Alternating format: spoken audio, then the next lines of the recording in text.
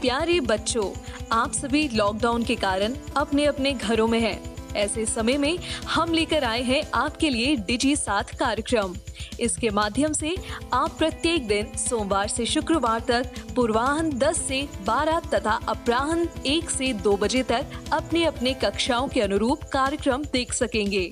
स्कूली शिक्षा एवं साक्षरता विभाग, Jharkhand.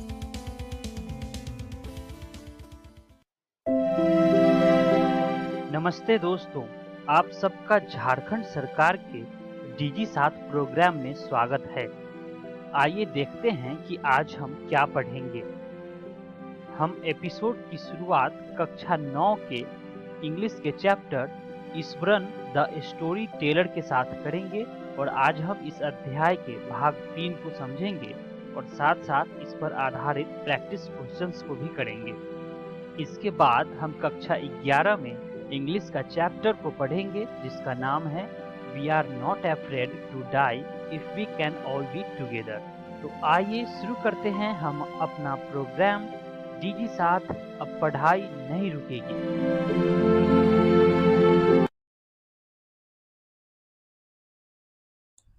Hello friends, welcome to the class. आज हम 9th क्लास की सप्लीमेंट्री रीडर मोमेंट्स का 3rd chapter Eswaran the story teller पढ़ने जा रहे हैं। आइए जानते हैं कि आज हम इस वीडियो में कौन कौन से टॉपिक्स कवर करेंगे। सबसे पहले हम पढ़ेंगे रिकैपिचुलेशन, उसके बाद introduction, and then word meanings, and then horror story, and then Ishwaran stories impact. आइए अब हम रिवाइज करते हैं जो भी हमने पिछली वीडियो में पढ़ा। Eswaran begins N anecdote about an elephant.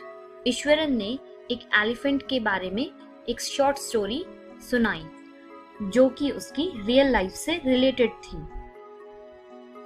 One day a tusker escaped, stumping and smashing whatever came in its way. एक दिन टस्कर वहां से भाग गया और उसके सामने जो भी आया उसने उसको कुचल दिया, स्मैश कर दिया। Eswaran emulates the mad elephant by wagging its 3rd toenail. अब क्या हुआ कि ईश्वरन ने उस मैड एलिफेंट की बराबरी करने की सोची और उसके 3rd टो नेल पर उसने एक लकड़ी मारी। With Eswaran around, Mahindra never felt the necessity of having a TV for entertainment. जब भी ईश्वरन आसपास होता था तो महिंद्रा को कभी भी किसी टीवी की जरूरत नहीं पड़ी एंटरटेनमेंट के लिए। ऐसा क्यों? क्योंकि हम सब जानते हैं कि ईश्वरन स्टोरी सुनाने में बहुत ही माहिर था। आइए जानते हैं आज की वीडियो के इंट्रोडक्शन के बारे में। After hearing Iswaran's horror story, Mahendra avoided looking out of his window. Iswaran की हॉरर स्टोरी सुनने के बाद महिंद्रा ने विंडो से बाहर झांकना बंद कर दिया या फिर कम कर दिया। Mahindra experienced a low moon and a dark cloudy form clutching a bundle. और महिंद्रा ने एक्सपीरियंस किया, उसको लगा कि कोई धीरे से रो रहा है और उसके सामने कोई ऐसा डार्क क्लाउड है जिसने किसी बंडल को पकड़ा हुआ है। Resolving to leave the haunted place the very next day. और अगले ही दिन महिंद्रा ने डिसाइड किया कि वो इस मैटर को रिजॉल्व कर देगा उस हॉन्टेड प्लेस को छोड़कर। आइए जानते हैं इस चैप्टर के कुछ difficult word meanings. So the first word is frightened, means डरा हुआ। जैसे कि आप इस पिक्चर में भी देख सकते हैं कि ये आदमी कितना डरा हुआ है। Next word is interrupted, means रोकना। जब ईश्वरन अपनी हॉरर स्टोरी सुना रहा था तो महिंद्रा डर गया और उसने ईश्वरन को इंटरप्ट करने की कोशिश की ताकि वो हॉरर स्टोरी ना सुना सके।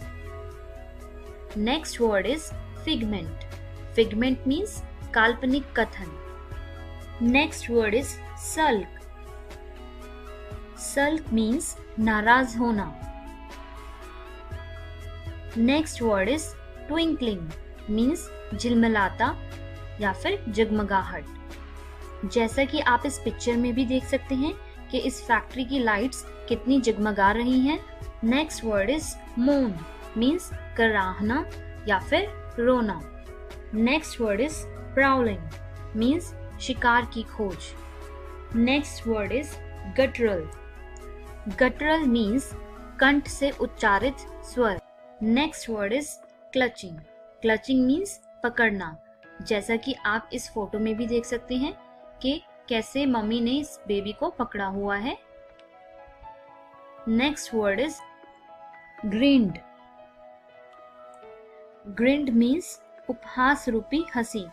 मतलब कि जब हम किसी का मजाक उड़ाते हैं उस टाइम जब हम हंसते हैं तो उसको हम कहते हैं ग्रिंड। आइए जानते हैं about the horror story. Sometimes saw ghosts at night. Eswaran बताता है कि कभी-कभी उसको रात को भूत दिखाई देते हैं। Ghost of a woman holding a fetus in its arms. और उसको एक औरत का भूत दिखाई देता है जिसने कि एक बेबी को अपने आर्म्स में पकड़ा हुआ है। There are no such things as ghosts or spirits, but Mahindra explain करता है कि भूत और आत्मा जैसी कोई चीज नहीं होती। Expecting Eswaran to sulk for a couple of days. अब क्या होता है कि महिंद्रा को गुस्सा आता है और वो ईश्वरन को थोड़ा डांट देता है। तो महिंद्रा को लगता है कि शायद कुछ दिनों तक ईश्वरन उससे नाराज रहेगा। But he was as cheerful and talkative as ever. लेकिन महिंद्रा ने पाया कि ईश्वरन उतना ही चीयरफुल और टॉकेटिव है जितना कि वो पहले था। Eswaran stories impact. आइए जानते हैं ईश्वरन की स्टोरीज का महिंद्रा पे क्या इम्पैक्ट पड़ा। Mahindra went to bed with a certain unease. जिस दिन महिंद्रा ने ईश्वरन की हॉरर स्टोरी सुनी वो उस दिन रात को ठीक से सो नहीं पाया और वो बहुत बेचैन था। He always liked to admire the milk white landscape on full moon nights. Mahindra को रात का समय जब पूरा फुल मून हो वैसा सीन देखना बहुत ही अच्छा लगता था अपनी विंडो से। But after hearing Ishwaran's story of the female ghost, he avoided looking out of his window. लेकिन ईश्वरन की हॉरर स्टोरी सुनने के बाद जो कि एक फीमेल घोस्ट के बारे में थी, महिंद्रा ने विंडो के बाहर झांकना बंद कर दिया और अवॉइड करने लगा। One night, Mahindra was woken up from his sleep by a low moan. और एक रात क्या हुआ कि कोई रोने की आवाज सुनकर महिंद्रा अपनी नींद से सडनली जाग गया। Mahindra broke into a cold sweat and fell back on the pillow panting. और महिंद्रा इतना डर गया कि उसको पसीने आने लगे और वो अपने पिलो पे वापस पीछे लेट गया और उसकी धड़कनें बहुत तेजी से धड़कने लगी और वो जोर जोर से सांस लेने लगा। Mahindra handed in his papers resolving to leave the haunted place the very next day. और महिंद्रा इतना डर गया कि उसने इस मैटर को रिजॉल्व करने के लिए अगले ही दिन पेपर्स थमा दिए अपने ऑफिसर्स को ताकि वो वहां से जा सके। सो फ्रेंड्स, आज हमने इस वीडियो में क्या सीखा? हॉरर स्टोरी जो ईश्वरन ने हॉरर स्टोरी सुनाई थी, हमने उसके बारे में जाना। एंड ईश्वरन स्टोरीज इम्पैक्ट, जो ईश्वरन की स्टोरीज का महिंद्रा पे इम्पैक्ट पड़ा, हमने उसको भी समझा। तो आज हमने सप्लीमेंट्री रीडर मोमेंट्स का 3rd chapter Eswaran the story teller का पेज नंबर 16 और 17 समझा।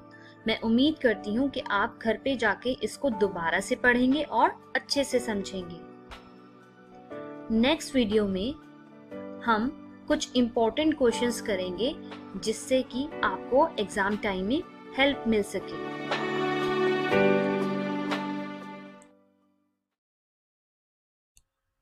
Hello friends, welcome to the class.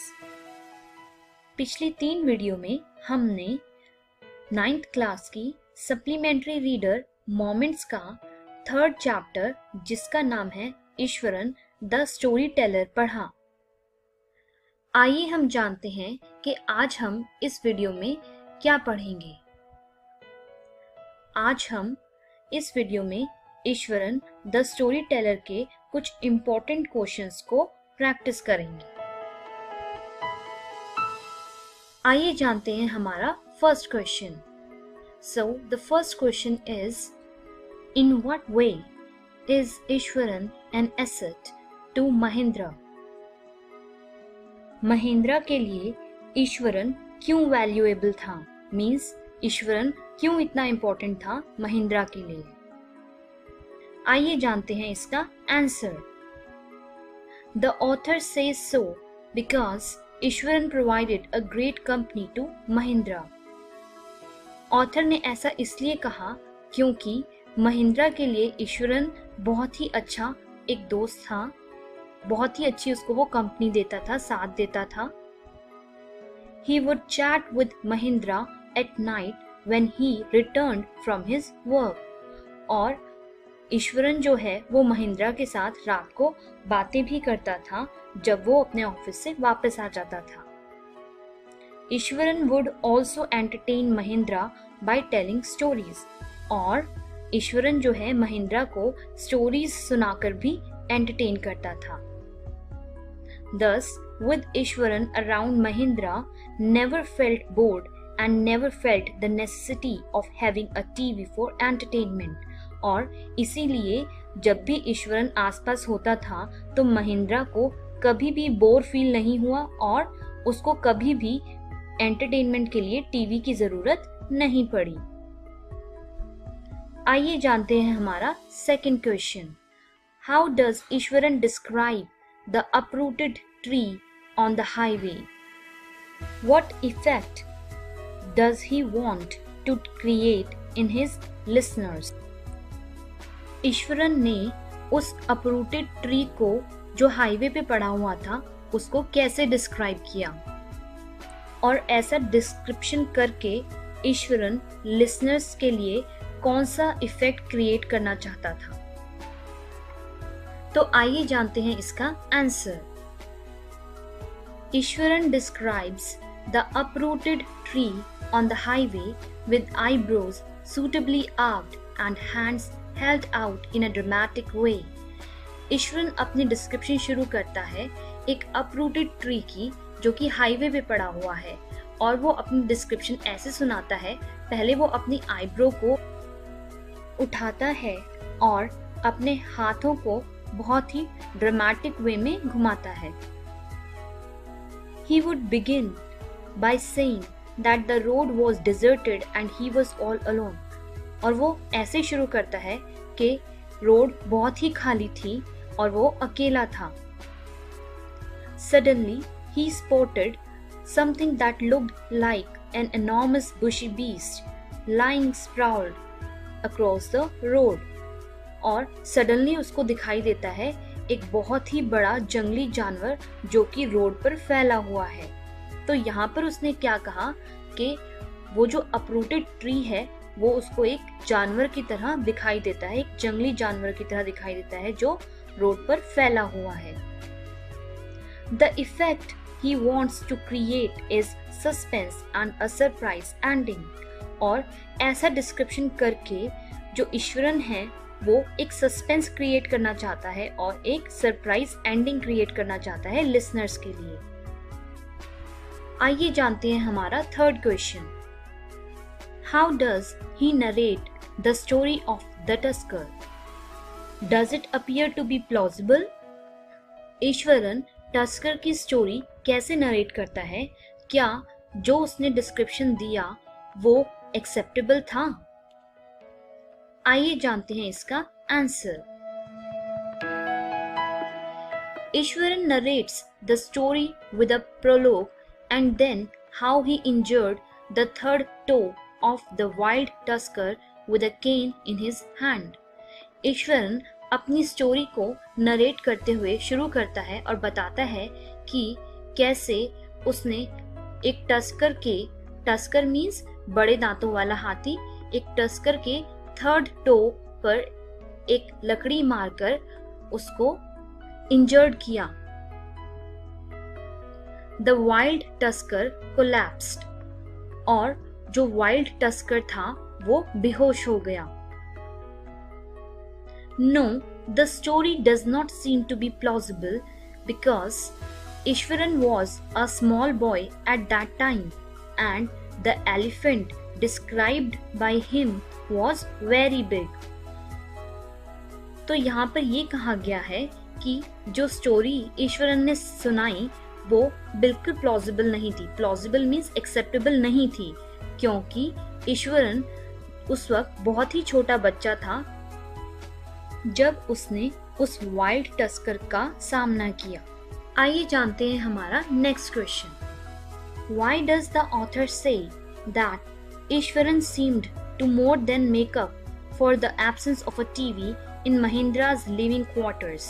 Author ने ऐसा क्यों कहा कि महिंद्रा के लिविंग क्वार्टर्स में ईश्वरन एक टीवी की कमी पूरी करता था? आइए जानते हैं इसका answer. The author says so because Ishwaran provided a great company to Mahindra. जो ईश्वरन है वो महिंद्रा के लिए एक बहुत ही अच्छी कंपनी था, उसका बहुत ही अच्छा साथ देता था।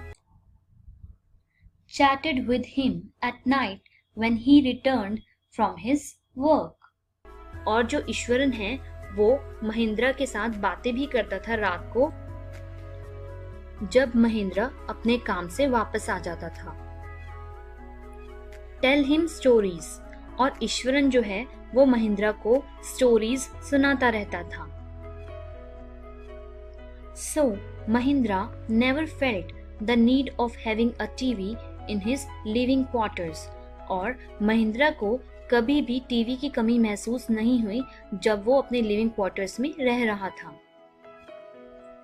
He enjoys Ishwaran's company and keeps him even after leaving the house.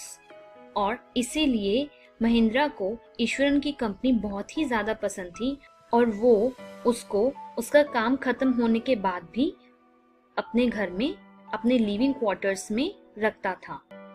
Mahindra calls ghosts or spirits a figment of the imagination. What happens to him on a full moon night? Mahindra भूत और आत्माओं को एक काल्पनिक कथन बताता है, मतलब कि वो कहता है कि घोस्ट्स और स्पिरिट्स सिर्फ कल्पनाओं में होती है। What happens to him on a full moon night means के फुल मून नाइट के दिन उसके साथ क्या होता है। आइए जानते हैं इसका answer. On a full moon night, Mahindra sees an apparition similar to Ishwaran's description. जब फुल मून नाइट होती है तो महिंद्रा को वही भूत प्रेत दिखाई देता है जिसके बारे में ईश्वरन ने डिस्क्राइब किया था। He experienced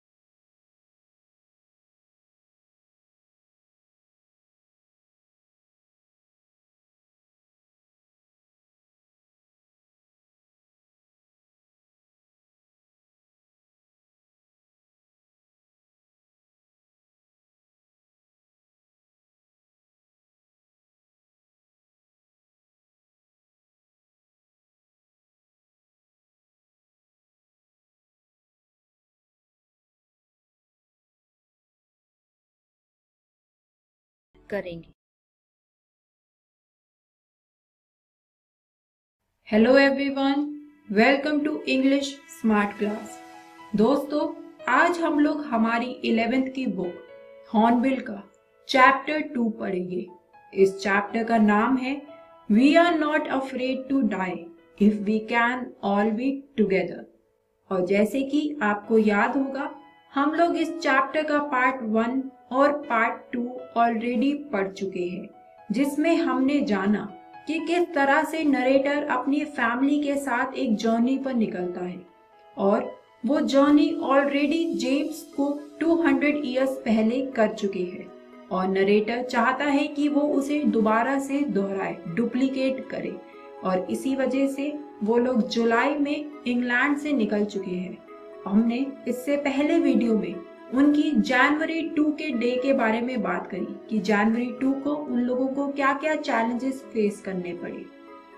आज इस वीडियो में हम लोग बात करेंगे इस चैप्टर के पार्ट 3 की। तो चलिए शुरू करते हैं। बात करते हैं सबसे पहले कि आज इस वीडियो में हम क्या क्या पढ़ेंगे।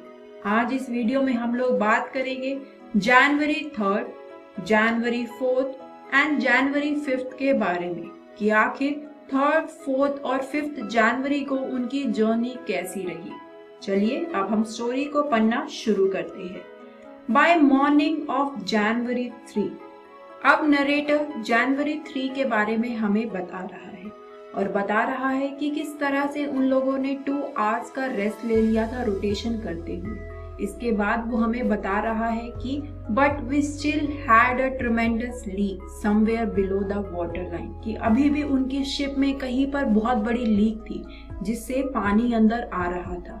And on checking, I found that nearly all the boat main ribs frame was smashed. और जब नरेटर ने नीचे जाकर चेक किया तो उसने पाया कि जो बोट के मेन रिब्स फ्रेम है वो सब टूट चुके हैं। आगे नरेटर अब हमें बता रहा है कि we had survived for 15 hours since the wave hit, यानी कि जो सबसे पहले तूफान में जिस वेव ने नरेटर की बोट को हिट किया था उसको अब 15 आवर्स हो चुके हैं और नरेटर ने ये 15 आवर्स सरवाइव कर लिए हैं। अब नरेटर ने चार्ट्स देखे और कैलकुलेट किए और उसे पता चला कि आसपास ही यानी कि कुछ फ्यू 100 किलोमीटर ईस्ट में 2 छोटे छोटे आइलैंड है। इसके बाद ये जो ब्लैक वर्ड्स लिखे हुए हैं, pin prix in the vast ocean, ये जो फ्रेज है ये इम्फेस करता है the insignificance of 2 small island in the vast ocean, यानी कि इतने बड़े ओशन में वो बहुत छोटे छोटे आइलैंड थे जो कि अनइम्पॉर्टेंट थे, लेकिन नरेटर के लिए वो आइलैंड ही एक होप बन गए ताकि वो अपनी जान बचा सके। अब जनवरी 3 यहीं पर खत्म हो जाता है। इसके बाद नरेटर बात करता है जनवरी 4 की और हमें बताता है कि किस तरह से अब 36 आवर्स हो चुके हैं उन्हें पानी बोट से निकालते हुए और मैरी को नीचे से कुछ बीफ और बिस्किट मिल जाता है और आफ्टर 2 डेज के बाद उन्हें पहली बार कुछ खाने को मिलता है। ये उनका फर्स्ट मील था in almost 2 days. But narrator और उसकी फैमिली की ये पीसफुलनेस थोड़ी ही देर की थी, क्योंकि at 4 PM black clouds began, यानी कि 4 बजे फिर से काले बादल उनके ऊपर छाने लगे और before sunrise on January 5 Our situation was again desperate.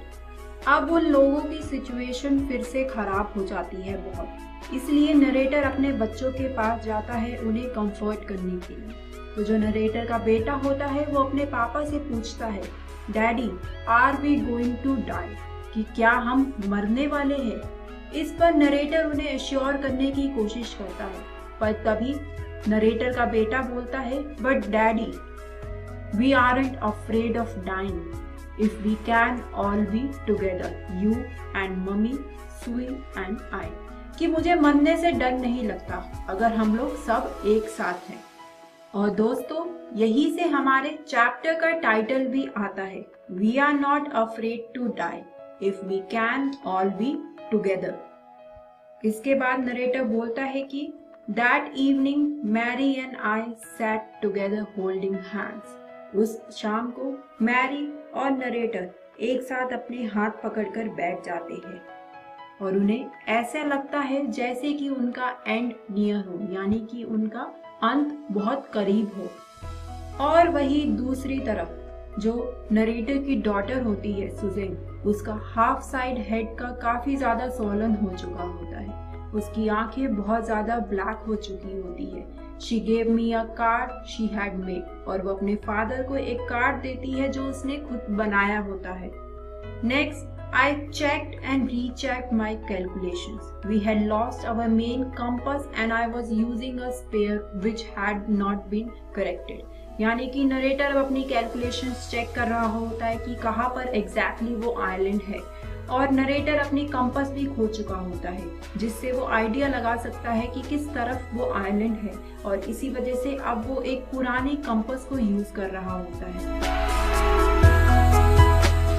अब नरेटर उस टूटी हुई कंपास से, उस पुरानी कंपास से ही पता लगाने की कोशिश करता है कि इंडियन ओशन के किस फ्लो पर आखिर वो आइलैंड है। इसके बाद जॉनथन अपने फादर के पास जाता है और बोलता है, कैन आई हैव अ हग?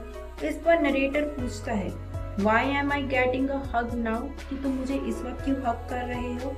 इस पर जॉनथन बोलता है, because you are the best daddy in the whole world and the best captain. Jonathan अपने फादर को रिप्लाई करता है। इस पर नरेटर बहुत सैड वॉइस में बोलता है कि नॉट टुडे।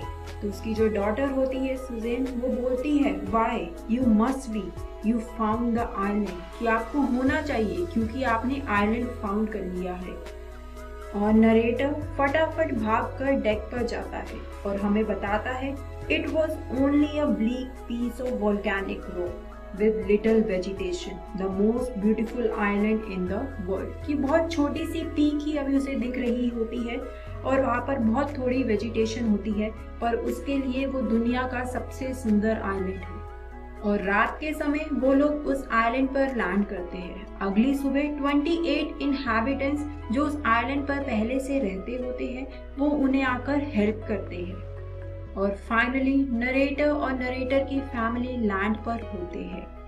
फाइनली नरेटर सोचता है, I thought of a 7-year-old girl who did not want us to worry about a head injury। कि उस 7 साल की लड़की जिसके सर पर इतनी चोट लगी हुई है, फिर भी वो नरेटर को नहीं बताती कि उसकी चोट लगी हुई है, क्योंकि वो उसे परेशान नहीं करना चाहती होती। और वही उसका 6 साल का बेटा, जो कि डरता नहीं है मरने से, क्योंकि उसके फादर, उसकी मदर और उसकी बहन सब उसके साथ है। और इसी के साथ दोस्तों हमारा ये चैप्टर आज यहीं पर खत्म होता है। बात करते हैं कि आज हमने इस वीडियो में क्या सीखा। आज इस वीडियो में हम लोगों ने जाना जनवरी 3 एंड जनवरी 4 एंड 5 के बारे में, कि किस तरह से उन्होंने क्या नए चैलेंजेस फेस किए, किस तरह से एक ऐसा टाइम आ गया था कि उन्हें लगा था कि अब वो बच नहीं पाएंगे, और फाइनली वो एक आइलैंड पर पहुंच गए, और किस तरह से सुजेन और जॉनथन ने अपनी ब्रेवरी हमें इस चैप्टर के थ्रू दिखाई। ये चैप्टर है हमारी बुक हॉर्नबिल से। तो मुझे उम्मीद है कि घर जाकर अब जब ये चैप्टर पूरा खत्म हो गया है तो आप एक बार इसे दोबारा जरूर पढ़ेंगे। In the next video, we are going to talk about the practice question for this chapter। तो दोस्तों मिलते हैं अगली वीडियो में। नमस्ते दोस्तों, डीजी साथ के आज के एपिसोड में आशा करता हूँ कि आपको बहुत कुछ सीखने को मिला होगा। आइए देखते हैं कि आज हमने क्या पढ़ा। आज हमने कक्षा 9 में अंग्रेजी विषय के अध्याय Eswaran the story teller chapter को पढ़ा, और इसके बाद कक्षा 11 में इंग्लिश के ही chapter we are not afraid to die if we can all be together को पढ़ा। एक जरूरी सूचना, इस एपिसोड को जो हमने अभी देखा, इसका पुनः प्रसारण YouTube पे किया जाएगा इकोवेशन के चैनल पे ठीक 3 बजे से। तो यदि आप अपने दोस्तों के साथ भी एपिसोड शेयर करना चाहते हैं या पुनः देखना चाहते हैं तो YouTube पर डीजी साथ इकोवेशन सर्च करें और आप इस वीडियो तक पहुंच जाएंगे। धन्यवाद दोस्तों।